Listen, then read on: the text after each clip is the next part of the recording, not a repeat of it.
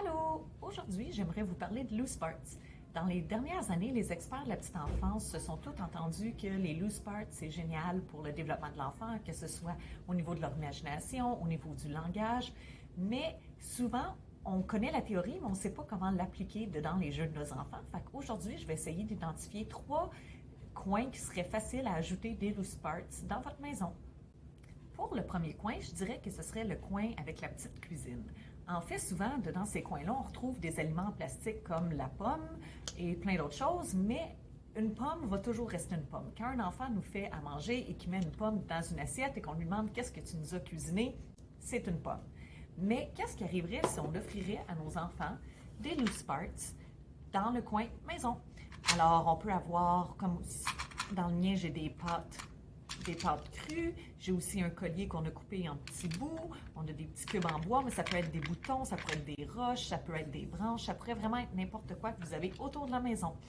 Alors, avec ça, tout d'un coup, vos enfants peuvent vous cuisiner du spaghetti, une tarte, de la soupe. Vraiment, on va plus rejoindre l'imaginaire de l'enfant en offrant des loose parts dans le coin maison.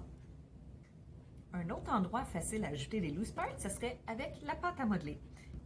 Ça, c'est mon bac personnel que j'ai à la maison, mais soyons honnêtes, il s'est vraiment agrandi avec les années.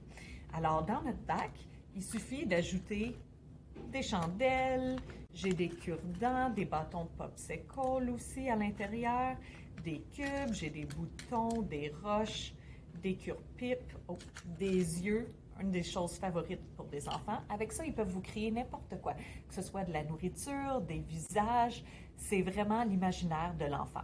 Alors, c'est encore bien d'avoir les emporte-pièces qui viennent habituellement avec la pâte à modeler, mais c'est bien de rajouter des loose parts pour voir comment ils peuvent apporter leur jeu encore plus loin. Pour le troisième endroit, je dirais qu'à l'extérieur, c'est vraiment facile. Quand vous allez en promenade et que vos enfants ramassent plein de choses comme des cocottes, des branches, des feuilles, il suffit de les mettre dans un bac à l'extérieur puis les laisser à leur disposition.